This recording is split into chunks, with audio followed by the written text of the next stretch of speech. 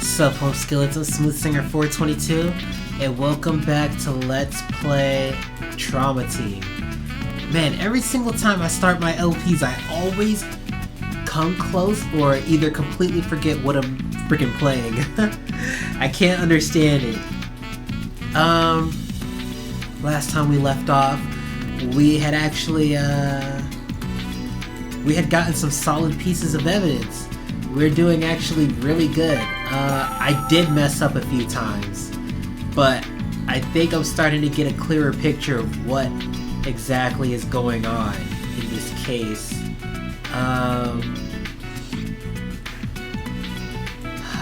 And also, this locked room mystery isn't so much of a locked room mystery anymore, especially since we found out that the screw was removed and the killer could just easily pass through the door.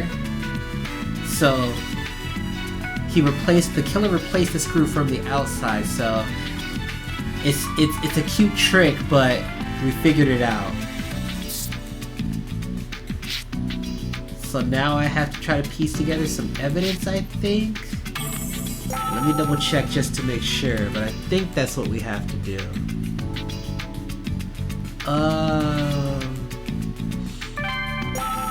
I'm pretty sure.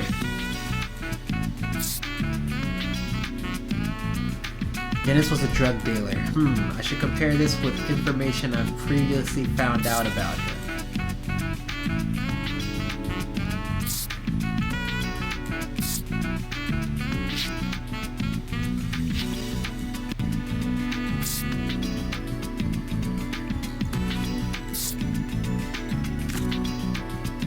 It's true then. This does have to do with the victim. Okay. But I wonder why. I get the feeling that there's something very wrong about this. I can't make any more rash decisions. You say that every time. I know. I'm thinking.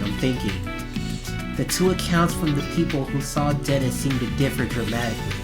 The difference is Dennis's behavior, nothing at all. The recording quality, Dennis might not be dead. Now, if I get this one wrong, man, I may as well stop playing altogether. But I will say Dennis's behavior. The recording quality has nothing to do with it. Dennis might not be dead while he's laying in the freaking, examiner's office, dead. So nothing at all. There is something. So yeah, let's go. Another piece of solid evidence. Dennis the Pusher? Oh my gosh. Wow. Indeed. At first glance, it doesn't seem like these refer to the same person at all. On the one hand, drug-dealing scum enjoying his life. On the other, a man with suicidal depression. Wow. Either one of these clues is false, or there's more to this shady business that I haven't found out. I have an idea of which one of those clues are false, but I'm not sure. In either case, the truth of the matter is that he was indeed a drug dealer. Yes.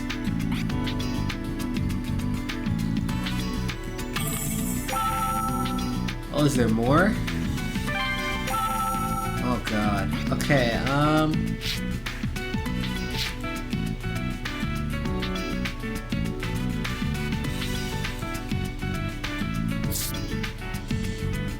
let's see.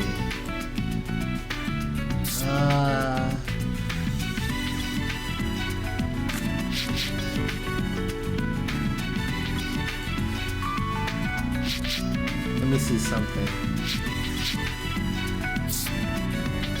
There was no damage or blood on the victim's clothing from the wound to his abdomen, so it was changed. The victim died from asphyxiation after being stabbed, but is there any damage to his clothing from it? Yes. These pieces of information can tell us something.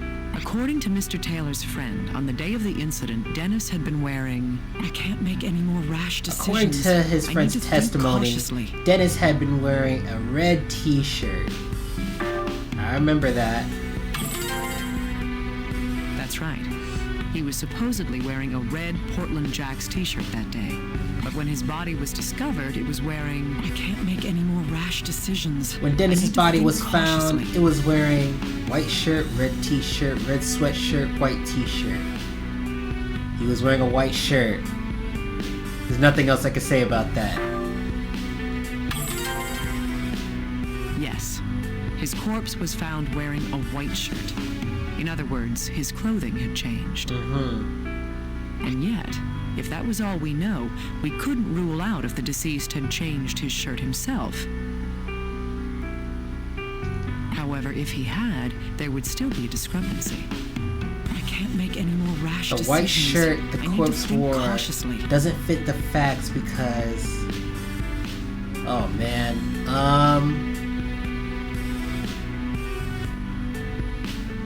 Oh yeah, that's right. The white shirt the corpse wore doesn't fit the facts because no indication of the stab wound, no burns from the fire, no drugs on it. He wasn't wearing a shirt. He was wearing a shirt. No drugs on it. That doesn't have to do with anything. No burns on the fire. That really doesn't have to do with anything. But no indication of the stab wound. There should be a stab wound in the shirt because we, in the last video, we established that Homeboy was stabbed with a screwdriver in the lung and he suffocated or whatever. There should be a stab wound. Yes. The corpse had a wound that wasn't reflected by the state of the clothing it was wearing. Right. There's only one answer to this puzzle, and that is... I can't make any more rash decisions. The external trauma on the body doesn't match that on the clothing. This means that the killer made Dennis change, the killer stole his clothes, the killer changed Dennis. Dennis was naked when he died. He was not naked when he died. We did not find him naked. The killer changed Dennis. The killer stole his clothes. I don't think he would have had time to do all that. The killer made Dennis change.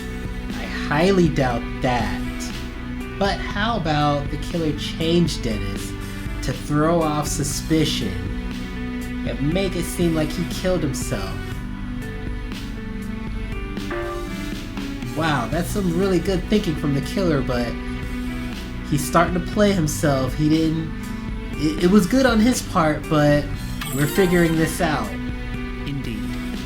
He's making us work Mr. for it. Taylor replaced the shirt he was wearing after killing him. The reason for doing that was, I can't make any more The rash reason the decisions. killer I changed need to Dennis's think clothing after cautiously. the murder was to steal his lucky shirt, to make it look like suicide, to leave a beautiful corpse, some kind of ritual. Well, if I just eliminate these two just because they sound stupid, and this one sounds pretty stupid as well, I'm gonna say to make it look like suicide, but because remember when he slashed his wrist and the blood stains on the cuff, that looks pretty much like suicide. On top of there's no stab hole or stab blood, wound blood on the shirt. I mean, I would think it's suicide from first glance without even any analysis.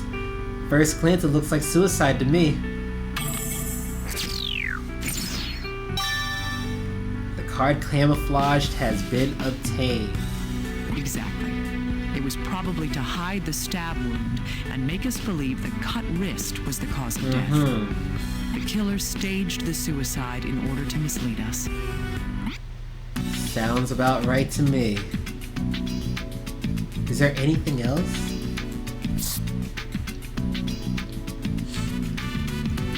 The killer changed Dennis's clothes to hide the true cause of death. There must be a clue somewhere. I think we have a clue. Don't we?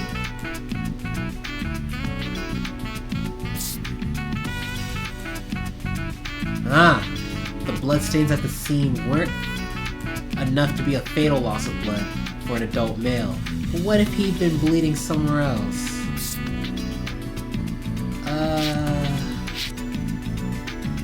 Can I link? No. Okay.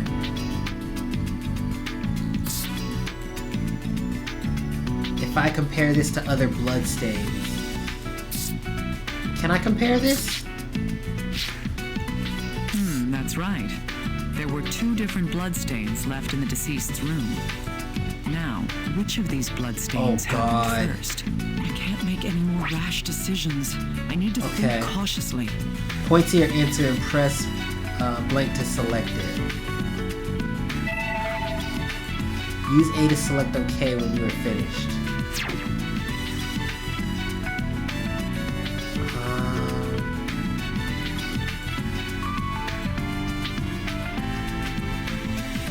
Wait. Let me hear this again. That's right. There were 2 different bloodstains left in the deceased's room. Right. Now, which of them can't make any more rash decisions? I need to think cautiously. 2 different bloodstains. This one's a freaking huge amount. He must have died from this.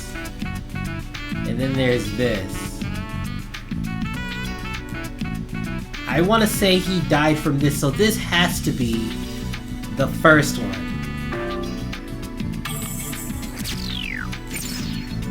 Thank gosh. Yes, so yeah, like I thought, what probably happened was, you know, he died from getting stabbed, blood everywhere. He probably was like, oh crap, I have to,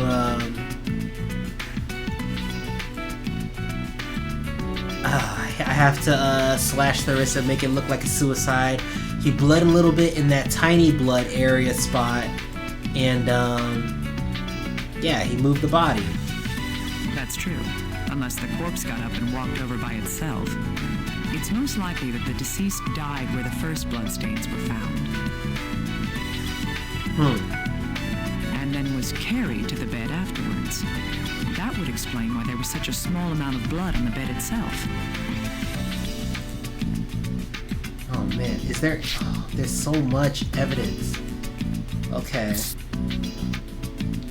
Dennis was killed where the blood was found on the floor. Then carried to the bed. Most likely by his killer, yes? The killer changed Dennis's clothes to find the true cause of death. There must be a clue somewhere.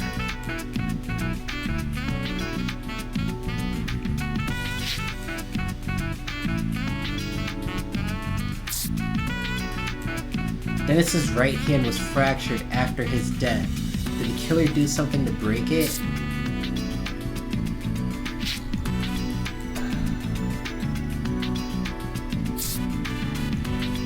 Maybe his finger got broken after he moved the body.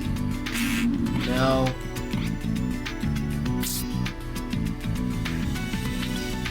What does this broken fan have to do with anything? There's more? Oh my gosh. Okay, can I link these two? No. I'm getting close. I'm getting close. There's not that much left.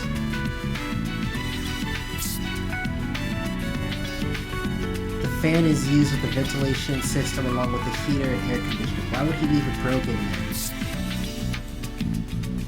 I don't know. I'm just throwing together anything. Dennis was killed with a screwdriver. And a screwdriver was stabbed into his right lung, causing him to... Oh, wait a minute. Sorry, y'all. Sorry. Wait, what? That doesn't go? This is the true cause of death.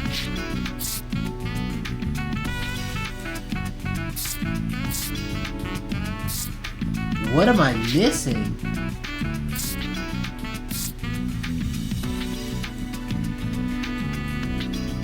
I don't understand. I'm starting to get stuck here, people.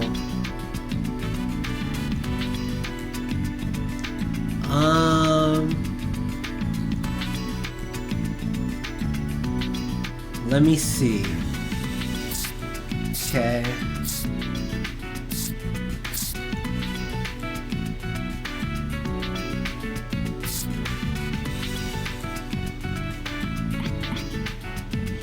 There's something that I'm missing. Why would he leave this broken?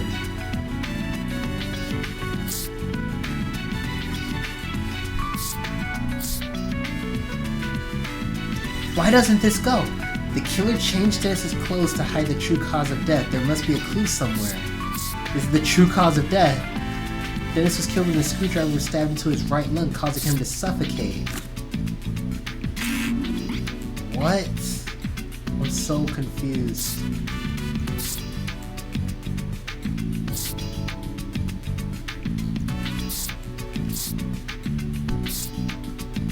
Or maybe... Man, I am tripping. Alright guys, this is what I'm gonna do. We'll be right back. I'm gonna try to figure out, I'm gonna save you guys the agony and torment of me trying to figure out what's going on with these clues. So I'm gonna cut when I figure out when or what exactly is going on. I'll be right back. Yes, these two can tell us how the murder happened. Alright, and we're back. So, unfortunately, I played myself. It was right there in front of my face. On the day of the incident, the killer came to the victim's room and stabbed him in the torso. I'll let her explain it. The murder weapon was... I can't make any more rash The murder decisions. weapon was, if you were paying attention, the murder weapon is a screwdriver. Yes. The screwdriver pierced the victim's lung, causing pulmonary emphysema. Yes. This caused respiratory problems due to lung failure. Thus, the cause of death was... I can't make any more rash decisions. Dennis I suffered need to pulmonary think cautiously. emphysema causing respiratory failure. In other words, he died of electrocution, blood loss, falling to death, asphyxiation. If you were, like I said, if you were paying attention, you know he died from asphyxiation, otherwise known as suffocation. After this, the killer moved the victim to the bed. This is most likely because I can't make any more After rash murdering Dennis, decisions. the killer I moved need the body think to the bed in cautiously. order to make it look like suicide, let him die in comfort, get him out of the way, make an artistic statement. Actually,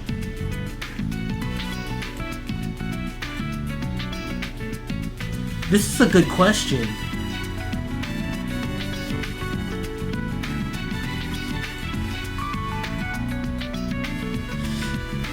Yes, he might have made it look like suicide, but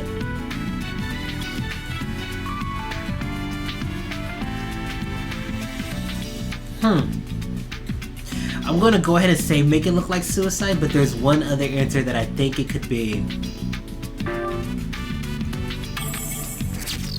Okay, cool. Murder timeline has been obtained. Indeed. The murderer then arranged the corpse to make the death appear to be a suicide. That is what I believe took place, according to the evidence we have gathered. Man, how much more? So wait, what else is left?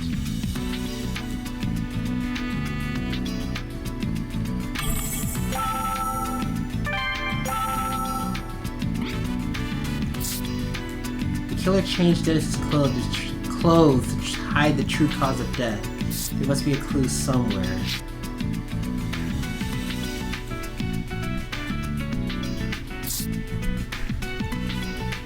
The fanny's used to the no, these two, no way. Okay.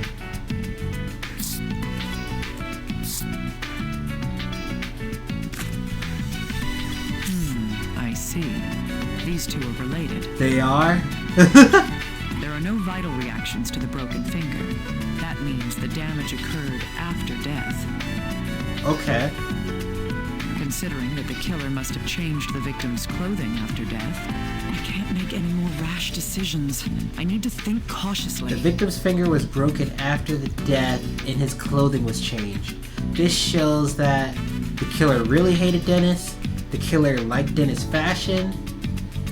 It was broken during I can't talk. It was broken while changing. The killer had OCD. So if I'm going off of what does not make sense, OCD, okay, that's nice. Hated Dennis, I don't think has anything to do with anything. Dennis's fashion, let's be serious. It probably broke while he was changing Dennis. Oops. You broke his finger while you were changing the body. That's right. The killer broke the corpse's finger while changing the shirt on the body.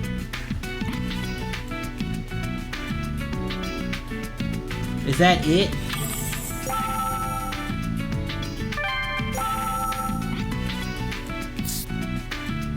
The fan is used for the ventilation system along with the heater and air conditioner. Why was it even broken? I don't know.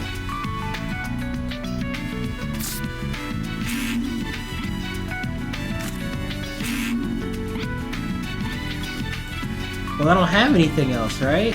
I can't merge anything else.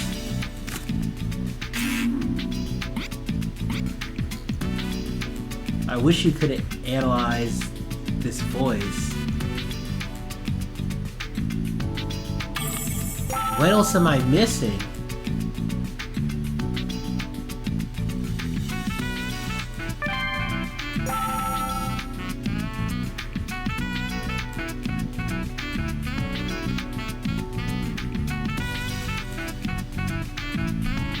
I got that. I got that.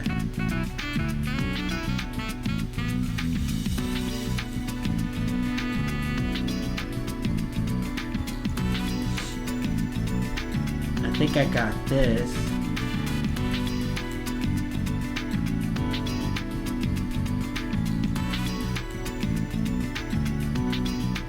Yes, that's right. Oh, it's been so hot. I've been keeping the window that's how I could hear it was, let me think.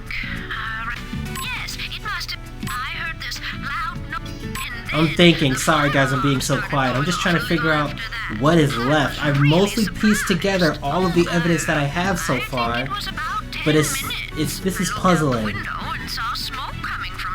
Yeah. I ran over to my neighbor, but I had to see if there was anyone. It was chained from the inside. Yes, the fire. A firefighter cut my neighbor? No, it seems he. Oh, but I remember an electric. My neighbor. Yes, I heard him talking outside the. Huh.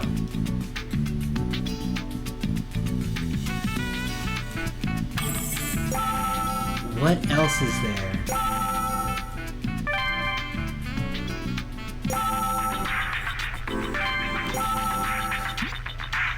You found everything you can from the body.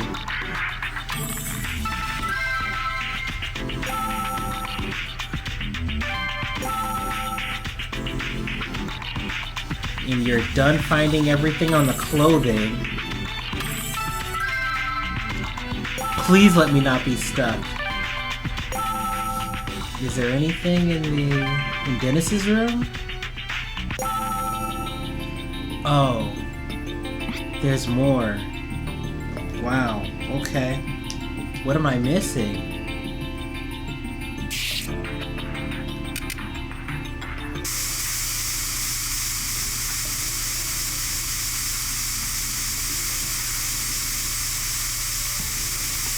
Sorry, I'm just on a frenzy now. Sorry, guys.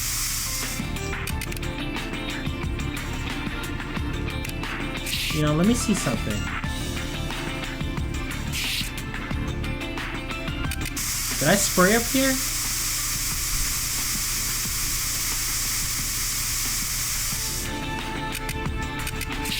Whoops.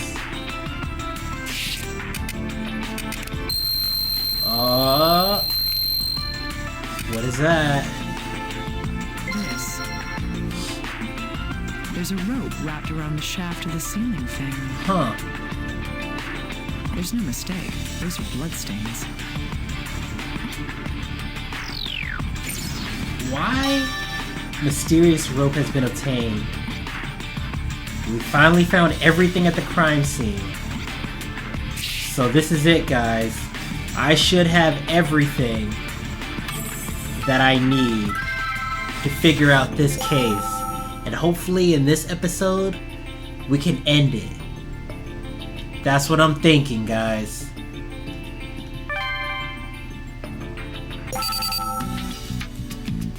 It doesn't look like I'll be able to learn any more from the scene of the crime. I should sort through the information I've gathered. Yes, you should.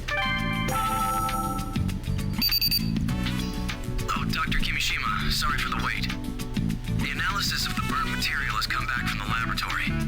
Calcium hydroxide was detected in the sample. Calcium hydroxide? You mean slaked lime? Yes, small amounts of quicklime were also detected. Huh? Quicklime is a substance that releases a great deal of heat when it reacts with water. Thus the look of fire? I see. So this was... I can't make any more rash decisions. I need to think cautiously. A great amount of heat released when calcium hydroxide... A great amount of heat is released when calcium hydroxide reacts with water. This heat was used to... start the fire. I mean, what else could it have been used for, right? I agree, but isn't it odd? If the killer wanted to start a fire, there are far easier ways to go about it. Yes. You're right. There must have been a reason for this. It's our job to investigate that, isn't it? Huh. Ashes has become burnt chemicals. Huh. A rope with bloodstains on it was wrapped around the axis of the ceiling fan. Did it break the fan? Calcium hydroxide was detected in the remains of the fire. Why did the killer use that?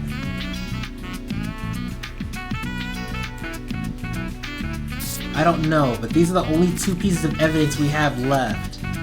So... oh boy.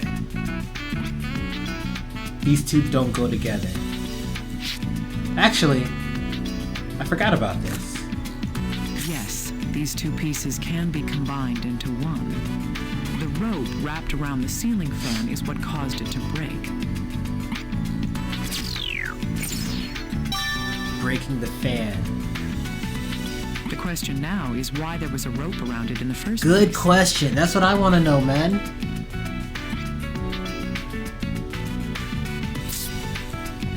The fan broke due to the rope that was wrapped around it. Was this part of the killer's scheme? What is this? The fire began near the Oh fallen boy. table. Please let me not mess up. The fire began near the fallen table. Okay. Calcium hydroxide was found in the substance on the floor there. Calcium hydroxide is formed through the reaction of quicklime and water. That reaction creates something else as well. I can't make any more rash decisions. What I need to happens think when cautiously. calcium hydroxide reacts with water? The water freezes, sparks fly, heat is created, iron is released.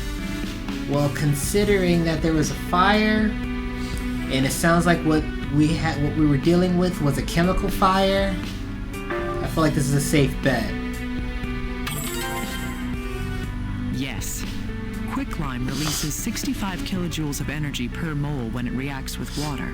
Wow, she is actually quite intelligent when it comes to this stuff. This was the method used to start the fire in this room. First, you would place a glass of water on the table. You would also put quicklime around the floor and on the table near the glass. When the table falls over, the hydration heat caused by the reaction would cause a fire. But why would the killer go through such a complicated plan to start a fire? I can't make any more rash decisions. I need to think cautiously. The reason the killer used such an elaborate trick to start a fire was to delay when the fire was started, to prove how smart he was, variety, That's just how he rolls. Hey, I mean, hey, if that's how he rolls, that's what's up. But, you know what? It would be quite intelligent for him to delay when the fire started.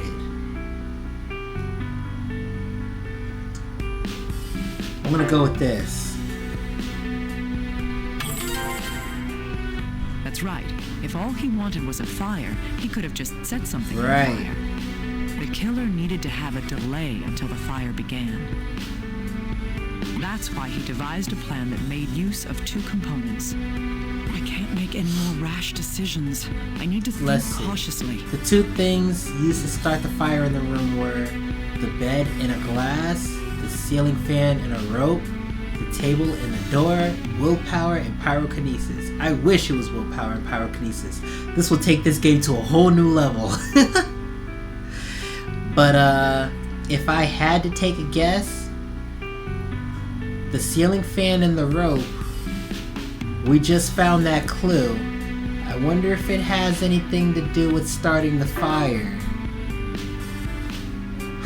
Now that I'm thinking about it, I know exactly what it has to do with starting the fire. Wow. I know what she's about to say about this. This is actually pretty interesting. I'll let her explain it. Yes, this trick relied on the ceiling fan and a rope. The killer wrapped one end of the rope around the fan and tied the other to a table leg. When the fan activated according to its timer, the fan wound the rope up, flipping the table over and spilling the water onto the quicklime. However, there's still one basic question left to be asked. Why did the killer have to set the room on fire in the first place? Yeah, that is a good question. I didn't think about that. I thought about that, but I have no idea why. Why go through this extravagant setup to make it happen?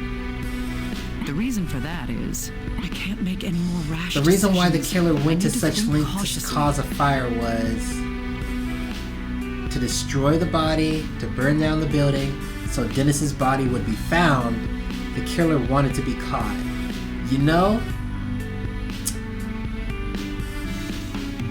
To destroy the body?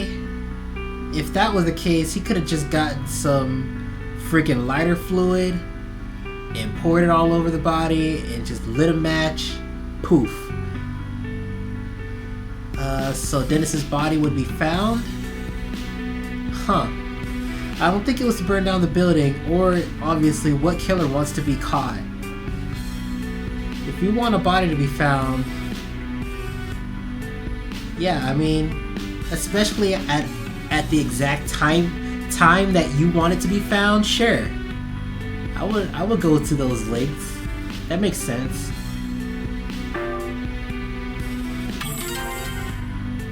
Exactly. Due to the fact that there was nothing flammable added to the body itself, Exactly what I was saying. the culprit never intended for the corpse and the evidence to be destroyed in the fire. Instead, the killer wanted to cause a commotion that would draw attention to the corpse. Right. Now then, why would that be? I can't make any more rash decisions. I need to think cautiously. The reason why the killer wanted to intentionally have the corpse discovered was to create an alibi, to destroy the ceiling fan, to taunt the police. He felt pity for Dennis.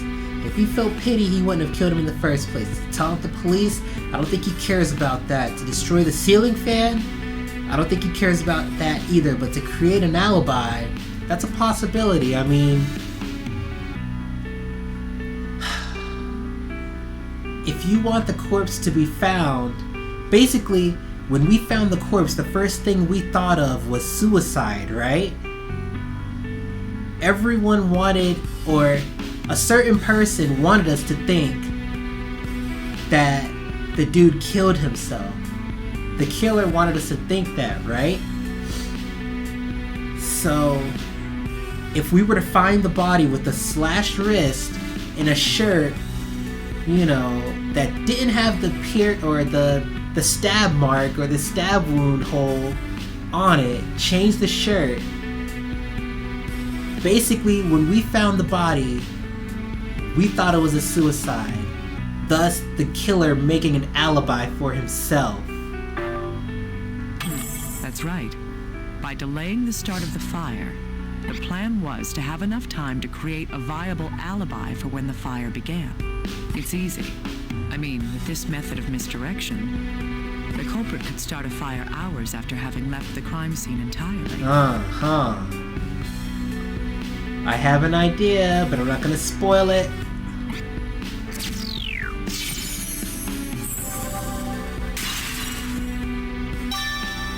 The card's secret of the fire has been obtained. This is the entire truth behind this mysterious arson. Dr. Kimishima, how's the investigation going? I've almost uncovered the deception, but the truth hasn't completely been revealed. I see. So we can't arrest the culprit yet? That's right. I need conclusive evidence that can help us identify the killer. The most reliable giveaway would be if we could find a fingerprint at the crime scene. However, only the victim's fingerprints were found when HQ searched the room. I'm not surprised, considering the lengths the killer's gone to hide his tracks. The murderer was probably wearing gloves while the crime was being committed. That's true. Isn't there anything the killer might have touched? Something that would require him to take his gloves off? It's hard to think of anything. Well, the best evidence would be on a hard, slick, inorganic substance. It doesn't matter what size it is. All we can investigate are the crime scene, the corpse, and what the corpse was wearing. Could there be anything among those items that the killer touched with a bare hand? I'll have to investigate further. Thank you, little guy. Well, you know what? I think, unfortunately, I might have lied. I'm gonna end the video right here. I feel like this is a perfect place to end the video. In this next episode coming up, I am 100% certain that we will find out who the killer is and pretty much tie everything together. I'm really excited about this next episode. Thank you so much for watching, and I hope you all have a great day / night, and adios home skillets.